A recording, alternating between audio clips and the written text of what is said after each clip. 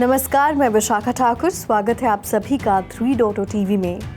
Virtual digital assets के investors ने पिछले 24 घंटों में वेट एंड वॉच मोड का विकल्प चुना है, क्योंकि फोकस प्रमुख यूएस इन्फ्लेशन डेटा के साथ साथ बैंकों द्वारा दिसंबर क्वार्टर की अर्निंग्स जारी करने पर केंद्रित है।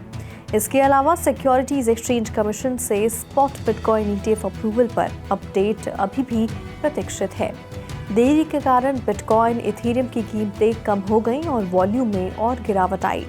मार्केट कैप के हिसाब से सबसे बड़ी क्रिप्टो करेंसी बिटकॉइन $44,000 के निशान से नीचे फिसल गई। ये फिलहाल 0.9% की गिरावट के साथ $43,688 पर ट्रेड कर रही है। ETH दूसरी सबसे बड़ी क्रिप्टो करेंसी हाल ही में 2% की गिरावट के साथ $2,202 पर ट्रेड कर रही थी। इस हफ्ते फोकस इन्फ्लेशन डेटा और बैंक अर्निंग्स रिलीजेस पर केंद्रित होगा। फेडरल रिजर्व का नरम रुख, जिसके कारण साल के अंत में तेजी आई थी, दिसंबर की मजबूत नौकरियों की रिपोर्ट के बाद कमजोर पड़ गई है। ट्रेडर्स में अधिक उतार चढ़ाव की कम से कम उम्मीद है। इससे संभावित रूप से नकारात्मक भावना उत्पन्न हो सकती है, इसलिए ब्रॉडर मार्केट पार्टिसिपेशन मौन रही, जबकि XRP, सोलाना, कार्डानो, डोजकॉइन आदि जैसे बड़े कैप टोकन की कीमत में रीएडजस्टमेंट देखा जा रहा है। पिछले 24 घंटों में ग्लोबल क्रिप्टो मार्केट कैप 1.3% घटकर $1.63 ट्रिलियन हो गया। दूसरी ओर टोटल क्रिप्टो मार्केट का वॉल्यूम 5.4% बढ़कर $48.1 बिलियन हो गया। DeFi में टोटल वॉल्यूम वर्तमान में $5.1 बिलियन है और सभी स्टेबल कॉइन्स $39.3 बिलियन हैं, जो टोटल क्रिप्टो मार्केट 24 घंटे की वॉल्यूम का क्रमश 10.6% और 81.7% का प्रतिनिधित्व करता है। बिटकॉइन का डोमिनेंस वर्तमान में 52.7% है, जो दिन के मुकाबले 0.5% अधिक है। टॉप 15 टोकन का बैरोमीटर IC15 इंडेक्स 1.2% गिरकर 54,809 पर आ गया। इस बीच spot bitcoin exchange traded funds issuers जैसे ब्लैकरॉक, ग्रेस्केल, फिडेलिटी अन्य ने 19B4 फाइलिंग में संशोधन किया है और उन्हें जल्द ही SEC की मंजूरी मिलने की उम्मीद है। 1 दर्जन से अधिक एप्लीकेंट्स को US में पहला स्पॉट बिटकॉइन ETF लॉन्च करने की उम्मीद है। एक अनआइडेंटिफाइड बिटकॉइन यूजर ने $1.17 मिलियन मूल्य के 26.9 बिटकॉइन जेनेसिस वॉलेट में भेजे, जो बिटकॉइन के सुडोनिमस क्रिएटर सातोशी नाकामोटो द्वारा स्थापित बिटकॉइन नेटवर्क पर पहला वॉलेट है। बिटकॉइन ट्रांजैक्शन 5 जनवरी को हुआ। पैसे को एक खाली वॉलेट जैसे जेनेसिस वॉलेट में ट्रांसफर किया गया था। साथ ही $100 ट्रांजैक्शन फी भी लिया गया था, जो कि एवरेज से काफ़ी अधिक था।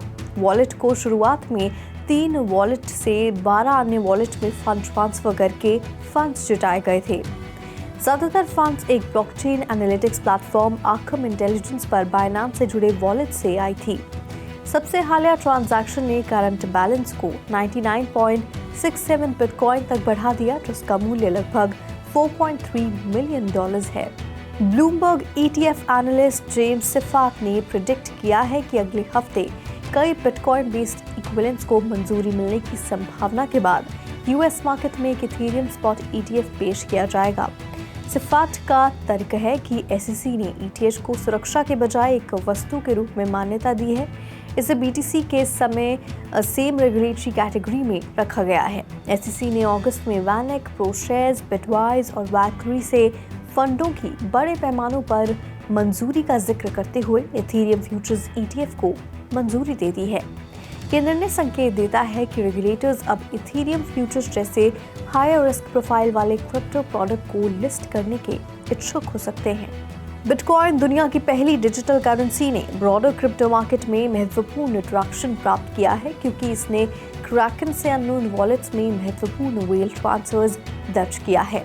ऑन-चेन डेटा से पता चलता है कि ट्रांजैक्शंस की एक सीरीज के माध्यम से 4,377 BTC को क्रैकन XCEX से अननोन वॉलेट में स्थानांतरित कर दिया गया है।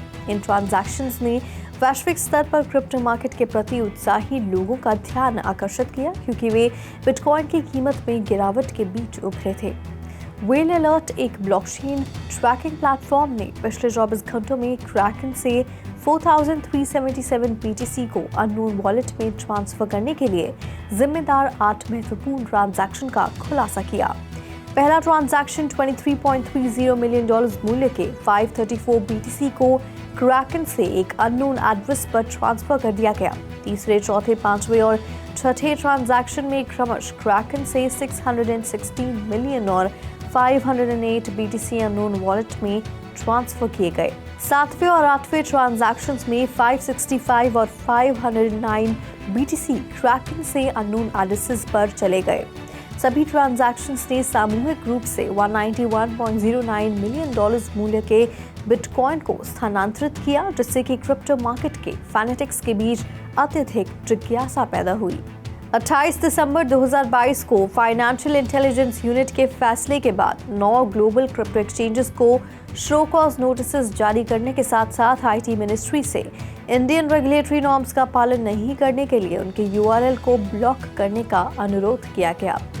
भारतीय crypto currency exchange higher trading volumes, deposits और यूजर रजिस्ट्रेशंस की रिपोर्ट कर रही हैं। एफआईयू की कार्रवाई के बाद leading Indian crypto exchange CoinDCX में डिपॉजिट्स में उल्लेखनीय वृद्धि देखी गई है। EYC की एक रिपोर्ट के अनुसार भारतीय एक्सचेंज 1 अप्रैल से प्रभावी क्रिप्टो एसेट्स पर 30% टैक्स रेट और सभी ट्रांजैक्शंस पर 1% TDS के कारण 2023 में भारतीय क्रिप्टो करेंसी एक्सचेंजों को चुनौतियों का सामना करना पड़ा।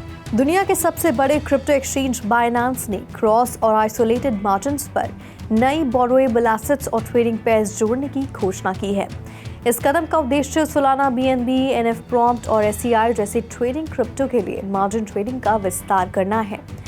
नए मार्जिन पेयर्स इमीडिएट ट्रेडिंग के लिए अवेलेबल हैं और इसमें नई अवेलेबल के रूप में NF Prompt और एंजाइम शामिल हैं। बाइनेंस ने क्रॉस और आइसोलेटेड मार्जिन पर BNB और USDC पेयर, NFP और USDT और सोल या ETH को नए क्रॉस मार्जिन पेयर्स के रूप में और MLN या USDT, NFP या USDT और SEI या TUSD को नए आइसोलेटेड मार्जिन पेयर्स के रूप में घोषित किया। Leading crypto currency exchange Coinbase ने EU में अपनी उपस्थिति का विस्तार करने के उद्देश्य से EU के market in financial instruments directive के तहत एक साइप्रस बेस्ड एंटिटी का अधिग्रहण किया है। ये एक्विजिशन EU के रेगुलेटरी फ्रेमवर्क में अपनी उपस्थिति को मजबूत करने के लिए कॉइनबेस की स्ट्रैटेजी का हिस्सा है, जो मेंबर देशों में इन्वेस्टमेंट सर्विसेज और एक्टिविटीज को नियंत्रित करता है।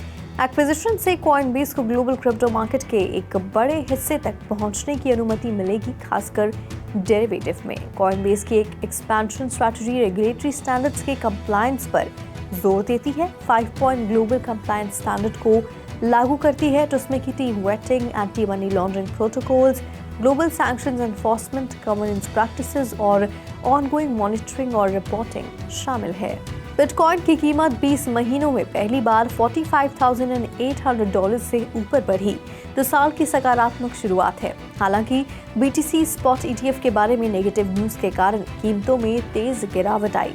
हालांकि ब्लॉकचेन एनालिटिक्स प्लेटफॉर्म ग्लासनोड के ऑन-चेन डेटा से पता चलता है कि इन्वेस्टर्स ने मार्केट कैप के हिसाब से सबसे बड़ी क्रिप्टो करेंसी बिटकॉइन पर पूरी तरह से विश्वास नहीं खोया है। क्रिप्टो एनालिस्ट अली मार्टिनेज ने बताया कि मार्केट में गिरावट के एक दिन बाद इस क्षेत्र में बड़ी मात्रा में फंड्स वापस आ गए, जो कि क्रिप्टो एसेट्स में इन्वेस्टर्स के विश्वास को नए सिरे से दर्शाता है। सेंटिमेंट और मार्केट कंडीशन में ये सकारात्मक बदलाव अनिश्चितता और मूल्य सुधार की एक छोटी अवधि के बाद क्रिप्टो एसेट्स में इन्वेस्टर के विश्वास को रिन्यू करने का संकेत देता है। जेट फाइंडर टोरंटो स्थित एक private jet broker aviation industry में क्रिप्टो करेंसी पेमेंट्स को अपनाने में अग्रणी है। लगभग 40% प्राइवेट जेट क्रिप्टो फ्लाइट्स अब डिजिटल करेंसी द्वारा संचालित होने के साथ कंपनी बिटकॉइन जैसी क्रिप्टो करेंसी का उपयोग करके लोगों द्वारा फ्लाइट्स बुक करने के तरीके को बदल रही है। एविएशन इंडस्ट्री में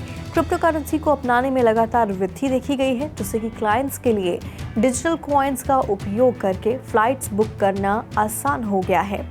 जेट फाइंडर एक leading private jet broker top tier jets तक 24 घंटे पहुंच प्रदान करता है और प्राइवेट जेट चार्टर्स के लिए भुगतान के रूप में बिटकॉइन, इथेरियम और यूएसडीटी जैसी प्रमुख क्रिप्टो करेंसी स्वीकार करता है। कंपनी ने हाल ही में अपना अब तक का सबसे बड़ा क्रिप्टो करेंसी ट्रांजैक्शन पूरा किया है, जो एक फ्लाइट बुकिंग के लिए लगभग 750,000 अमेरिकी डॉलर का है, जो प्राइवेट एविएशन मार्केट के में जेट फाइंडर की लीडिंग पोजीशन और लग्जरी ट्रैवल सेक्टर में डिजिटल करेंसीज की बढ़ती एक्सेप्टेंस को दर्शाता है। माइक्रोसॉफ्ट ने एक आर्टिफिशियल इंटेलिजेंस की पेश करने की घोषणा की है, जो 3 दशकों में उसके कीबोर्ड में सबसे महत्वपूर्ण बदलाव है।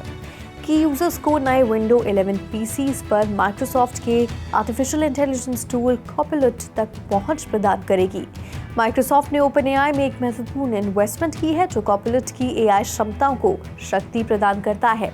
2023 में ये एआई को अन्य प्रोडक्ट्स जैसे माइक्रोसॉफ्ट 365 और बिंग सर्च में एकीकृत करेगा। कई वर्षों से प्रतिद्वंदी एप्पल ने मैकबुक में अपने टच बार पर एक सिरी बटन या विकल्प शामिल किया है। तो आज के लिए बुलेटिन में फिलहाल इतना ही। ऐसे ही वेब3 से जुड़ी तमाम अपडेट्स के लिए लॉग ऑन करें हमारी वेबसाइट www.3versetv.io पर या फिर स्कैन करें QR कोड।